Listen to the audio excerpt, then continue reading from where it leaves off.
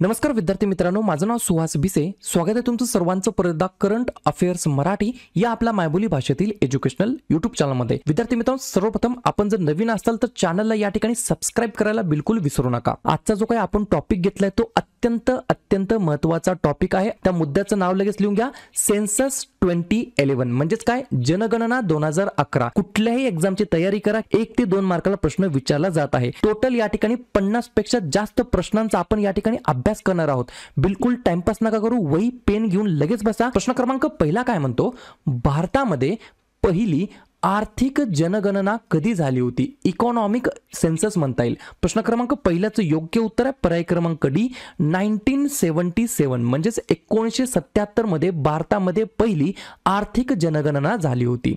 पुढचा प्रश्न, प्रश्न क्रमांक दुसरा, भारतामध्ये पहिली पूर्ण जनगणना कधी झाली? तर 2 नंबरच्या प्रश्नाचं योग्य उत्तर आहे पर्याय क्रमांक सी, 1881 ला या ठिकाणी विद्यार्थी मित्रांनो भारतामध्ये पहिली कंप्लीट सेन्सस या ठिकाणी झालेला आहे. पूर्ण जनगणना या ठिकाणी झालेला आहे. ठीक आहे, एक पॉइंट लिहून घ्या.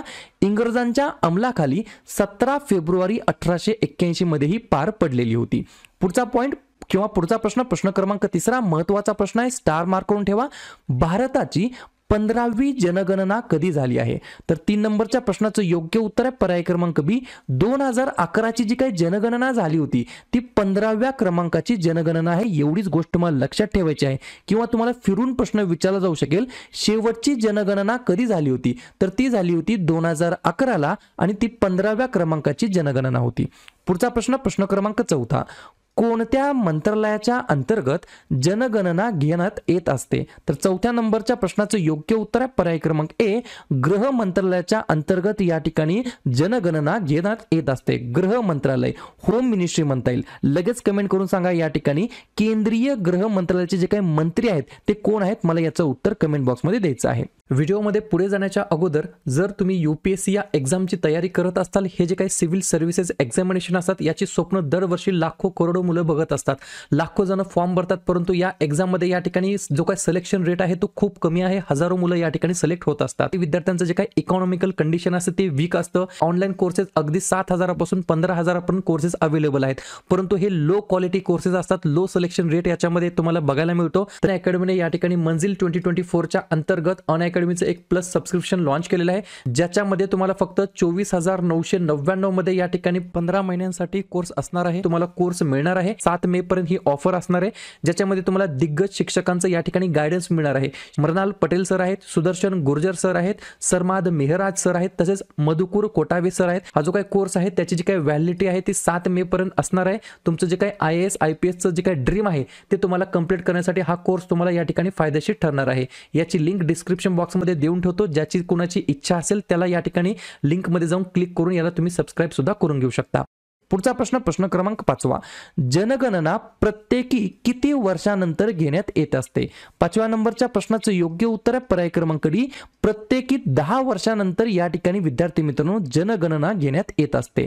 या ठिकाणी तुम्ही म्हणताल की सर 2011 मध्ये तर 15वी जनगणना झाली होती, मग त्याच्यानंतर 10 वर्षानंतर 2021 मध्ये व्हायला पाहिजे, ती तर झाली नाही. म्हणजे ती कितवी जनगणना होती? तर 16व्या क्रमांकाची जनगणना होती, जी की 2021 मध्ये होणार होती. परंतु काय झालं, ड्यू टू कोविड पॅन्डेमिक म्हणजेच COVID-19 महामारीमुळे ती पुढे ढकलण्यात आलेली आहे. म्हणजेच काय करण्यात आली आहे, एक्सटेंड करण्यात आली आहे. पुढचा प्रश्न, प्रश्न क्रमांक 6वा, स्टार मार्क करून ठेवा.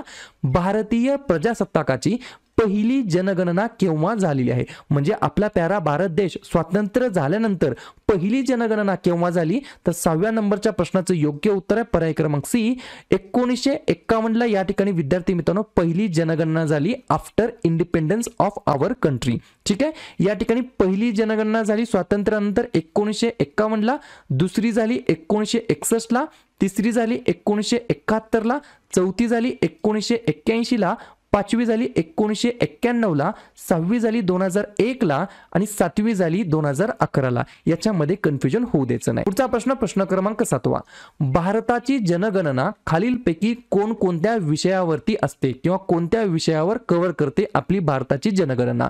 7व्या नंबरच्या प्रश्नाचं योग्य उत्तर आहे पर्याय क्रमांक डी, वरील सर्व. म्हणजेच काय, पर्याय क्रमांक ए, बी आणि सी हे सर्व ऑप्शन बरोबर आहेत. कोणकोणते आहेत? लोकसंख्याशास्त्र म्हणजे डेमोग्राफिक्स, स्थलांतर म्हणजेच मायग्रेशन, आणि साक्षरता म्हणजेच लिटरसी या 3 पैलूवरती या ठिकाणी विद्यार्थी मित्रांनो भारताची जनगणना होत असते. पुढचा प्रश्न क्रमांक 8 CM चंद्रमौली हे टिंबटिंबच्या भारतीय जनगणनेसाठी भारताचे रजिस्ट्रार जनरल आणि जनगणना आयुक्त होते. तर 8व्या नंबरच्या प्रश्नाचं योग्य उत्तर आहे पर्याय क्रमांक ए 2011च्या हे या प्रश्नाचं योग्य उत्तर असणार आहे. तुम्हाला प्रश्न फिरवून विचारला जाऊ शकेल 2011ची जी काही भारतीय जनगणना झाली होती त्याच्यामध्ये जनगणना आयुक्त कोण होते तर त्यांचं नाव आहे CM चंद्रमौली. ठीक आहे. पुढचा प्रश्न क्रमांक 9 याच्या पुढचे प्रश्न अत्यंत महत्त्वाचे आहेत. प्रश्न क्रमांक 9 काय म्हणतो जगातील पहिली जनगणना कोणत्या देशामध्ये करण्यात आली होती. 9व्या प्रश्नाचं योग्य उत्तर आहे पर्याय क्रमांक डी स्वीडन या देशामध्ये विद्यार्थी मित्रांनो 1749 ला या ठिकाणी जगातील पहिली जनगणना करण्यात आली होती. पुढचा प्रश्न क्रमांक 10 पहिली दशकीय जनगणना केव्हा करण्यात आलेली होती.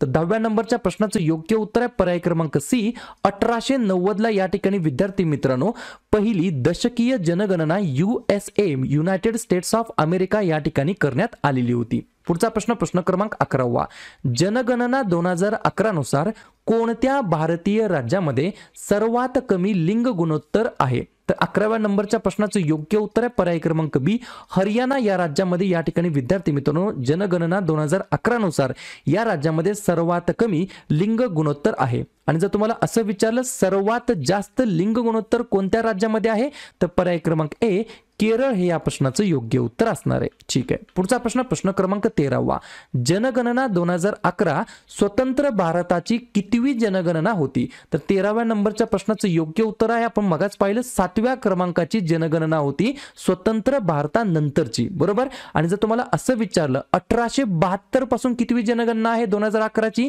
तर 15व्या क्रमांकाची. पुढचा प्रश्न क्रमांक 14 स्टार मार्क करून ठेवा भारतीय जनगणनेचे जनक म्हणून कोणाला ओळखले जाते म्हणजेच फादर ऑफ इंडियन सेन्सस. तर 14व्या नंबरच्या प्रश्नाचं योग्य उत्तर आहे पर्याय क्रमांक ए हेनरी वॉल्टर असं त्यांचं नाव आहे. पुढचा प्रश्न क्रमांक 15 जनगणना 2011 नुसार भारतातील सर्वाधिक लोकसंख्या असलेला जिल्हा कोणता आहे.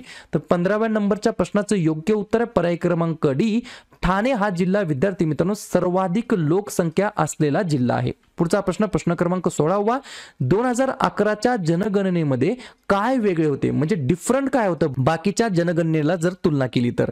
16व्या नंबरच्या प्रश्नाचं योग्य उत्तर आहे पर्याय क्रमांक सी पहिल्यांदाच 2011च्या जनगणनेमध्ये जे काय ट्रान्सजेंडर कम्युनिटी आहे त्यांची या ठिकाणी लोकसंख्या मोजण्यात आलेली होती. पुढचा प्रश्न क्रमांक 17 2011च्या जनगणनेनुसार भारतामध्ये सर्वात मोठा भाग कोठे काम करतो तर ऍग्रीकल्चरल सेक्टर म्हणजेच काय पर्याय क्रमांक बी कृषी क्षेत्रामध्ये आपला भारतातील सर्वात जास्त भाग या ठिकाणी काम करतो म्हणजे सगळ्यात जास्त वर्कफोर्स. पुढचा प्रश्न क्रमांक 18 2011च्या जनगणनेनुसार कोणत्या राज्यामध्ये सर्वोच्च लोकसंख्येची घनता आहे तर पर्याय क्रमांक ए बिहार हे या प्रश्नाचं योग्य उत्तर असणार आहे. जवळपास विद्यार्थी मित्रांनो 1102 व्यक्ती प्रति चौरस किलोमीटर या ठिकाणी राहतात. पुढचा प्रश्न क्रमांक 19 2011च्या जनगणनेनुसार कोणत्या राज्यामध्ये सर्वात कमी लोकसंख्येची घनता आहे तर 19 नंबरच्या प्रश्नाचं योग्य उत्तर आहे पर्याय क्रमांक डी अरुणाचल प्रदेश हे या प्रश्नाचं योग्य उत्तर असणार आहे. ठीक आहे. या ठिकाणी फक्त 17 व्यक्ती राहतात प्रति चौरस किलोमीटरच्या अंतर्गत. ठीक आहे. पुढचा प्रश्न क्रमांक 20 खालीलपैकी कोणत्या राज्यामध्ये भारतातील जास्तीत जास्त SC लोकसंख्या राहते तर या ठिकाणी पर्याय क्रमांक सी उत्तर प्रदेश हे या प्रश्नाचं योग्य उत्तर असणार आहे. जर तुम्हाला असं विचारलं टोटल भारताच्या लोकसंख्येला जर कंपेअर केलं तर टोटल भारतातील 16.6% अनुसूचित जातीची लोकसंख्या या ठिकाणी राहते आणि फक्त उत्तर प्रदेश राज्याला कंपेअर केलं तर उत्तर प्रदेश राज्याच्या टोटल लोकसंख्येपैकी 20.69 लोक अनुसूचित जाती जमातीचे आहेत. ही सुद्धा गोष्ट मला लक्षात ठेवायची आहे. ठीक आहे. काही हरकत नाही. आता पहा या ठिकाणी मी तुम्हाला काही इम्पॉर्टंट फॅक्ट सांगत आहे इम्पॉर्टंट मुद्दे सांगत आहेत जे की 100 200 300% एक्झामला विचारले जाणार. पहा काळजीपूर्वक ऐका व्यवस्थितपणे लिहून घ्या. जर तुम्हाला असं विचारलं 2011च्या जनगणनेचे घोषवाक्य काय होतं तर घोषवाक्य होतं आवर सेन्सस आवर फ्युचर. मराठीमध्ये म्हणता येईल आमची जनगणना आमचे भविष्य. हा झाला पहिला पॉइंट.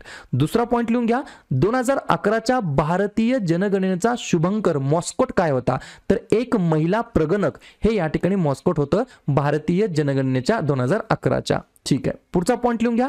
सर्वाधिक लोकसंख्येची घनता असलेलं राज्य कोणतं आहे? तर बिहार. त्याच्यानंतर कमी लोकसंख्येची घनता असलेलं राज्य कोणतं आहे? तर अरुणाचल प्रदेश. ठीक आहे, पुढचा पॉइंट लिहून घ्या. सर्वाधिक लोकसंख्या असलेला केंद्रशासित प्रदेश कोणता आहे? तर नवी दिल्ली. आणि कमी लोकसंख्या असलेला केंद्रशासित प्रदेश कोणता आहे? तर लक्षद्वीप. ठीक आहे, पुढचा पॉइंट लिहून घ्या. महत्वाचे पॉइंट आहेत सर्व. सर्वाधिक लोकसंख्या असलेलं राज्य कोणतं आहे? तर उत्तर प्रदेश. आणि सर्वात कमी लोकसंख्या असलेलं राज्य कोणतं आहे? तर सिक्कीम. पुढचा पॉइंट लिहून घ्या. सर्वाधिक लिंग गुणोत्तर असलेले राज्य कोणतं आहे? केरळ. आणि सर्वाधिक कमी लिंग गुणोत्तर असलेले राज्य कोणतं आहे? तर हरियाणा. पुढचा पॉइंट लिहून घ्या. सर्वाधिक साक्षरता दर असलेले राज्य कोणतं आहे? तर केरळ. आणि सर्वात कमी साक्षरता दर असलेले राज्य कोणतं आहे? तर बिहार आहे. पुढचा पॉइंट लिहून घ्या. भारताची जनगणना 2011 2 टप्प्यामध्ये घेण्यात आली होती. पहिल्या टप्प्यामध्ये घरांची यादी आणि गृहनिर्माण जनगणना करण्यात आली होती एप्रिल 2010 ते सप्टेंबर 2010च्या अंतर्गत. आणि दुसऱ्या टप्प्यामध्ये लोकांची जनगणना करण्यात आली होती 9 ते 28 फेब्रुवारी 2011च्या अंतर्गत. पुढचा पॉइंट लिहून घ्या. महत्वाचा पॉइंट आहे. सर्वात जास्त ग्रामीण लोकसंख्या असलेले राज्य कोणतं आहे? रुरल पॉप्युलेशन असलेले राज्य तर उत्तर प्रदेश. क्षेत्रफळाच्या दृष्टीने सर्वात मोठे राज्य राजस्थान. आणि आपलं महाराष्ट्र राज्य आहे तिसऱ्या क्रमांकावरती. लोकसंख्येच्या दृष्टीने सर्वात मोठे राज्य तर उत्तर प्रदेश आणि महाराष्ट्र आहे दुसऱ्या ठिकाणी. 2011च्या जनगणनेनुसार भारताचा साक्षरता दर टक्केवारीमध्ये किती आहे? तर 74.4% आहे. त्याच्यामध्ये पुरुषांमधील साक्षरता दर किती आहे? तर 82.14%.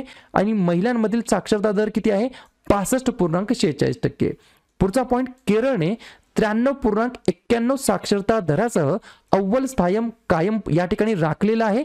आणि 63.8 साक्षरता दरासह बिहार एकूण क्रमवारीमध्ये शेवटच्या स्थानावरती आहे. पुढचा पॉइंट. 2011च्या जनगणनेनुसार सर्वात साक्षर जिल्हा कोणता आहे? तर सरचिप नावाचा जिल्हा आहे मिझोरम राज्यामध्ये. आणि जर तुम्हाला असं विचारलं 2011च्या जनगणनेनुसार सर्वात कमी साक्षर असलेला जिल्हा कोणता आहे? तर अलीराजपूर आहे. MP मध्य प्रदेश राज्यामध्ये स्थित आहे. हे झालं राज्यांबद्दल किंवा डिस्ट्रिक्ट बद्दल.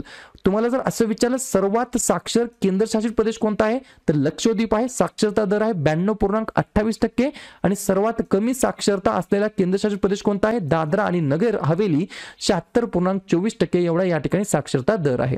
पुढचा प्रश्न.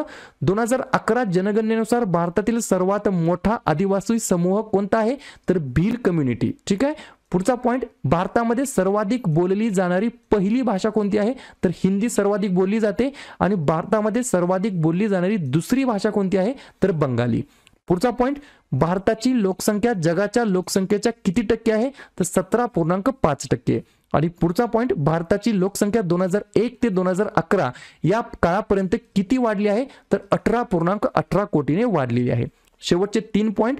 कोणत्या राज्याची लोकसंख्येची वाढ नकारात्मक आहे असं विचारलं तर नागालँड -0.58 एवढी आहे. आणि कोणत्या राज्यामध्ये लोकसंख्या वाढीचा दर सर्वाधिक आहे? तर मेघालय राज्यामध्ये. आणि कोणत्या राज्यामध्ये लोकसंख्या वाढीचा दर सर्वात कमी आहे? तर केरळ राज्यामध्ये.